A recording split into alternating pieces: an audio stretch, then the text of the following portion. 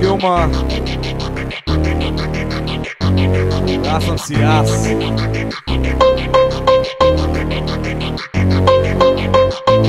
Сете ли са?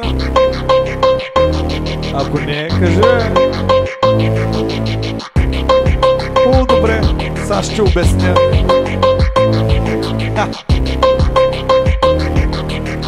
Ся!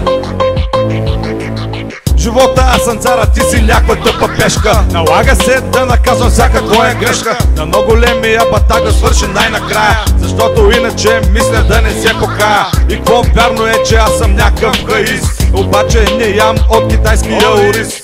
Виж го ти, долния little bitches.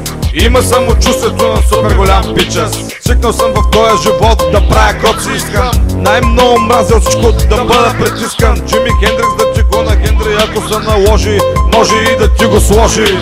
Аз потънал съм в мъглата, спрях за малко да си чувствам краката.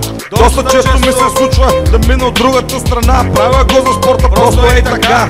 Не се е родил още, той деч ми дава по живота. Ще играя играта без да съм получил фота. Грам не ме е бе, кой спечели евробота. И зимно време не сърбам като вас от компота. Аз съм си аз, не ме зяпайте педерас. Прибирам се в нас в късен час. Дърпам се даже и последния фас. И изобщо не мисля такива като вас. Кварталния седи и ме гледа и вика какъв е тоя. Аз пък лукам под кола, съм на мъглата героя. Ха! Сега разбрали, бок насран.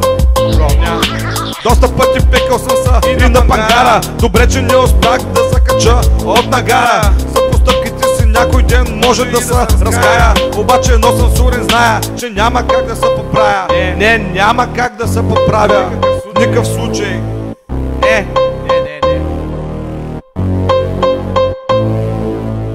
И ако дойде момент, в който всичко свърши, знам, че и тогава в мен нищо няма да се прекърши.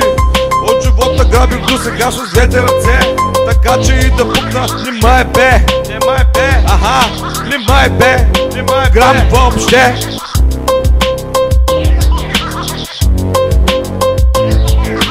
Аз съм си аз, не ме зяпай долен педерас.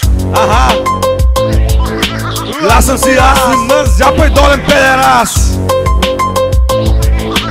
Аз съм си аз, не ме зяпай тебе педерас.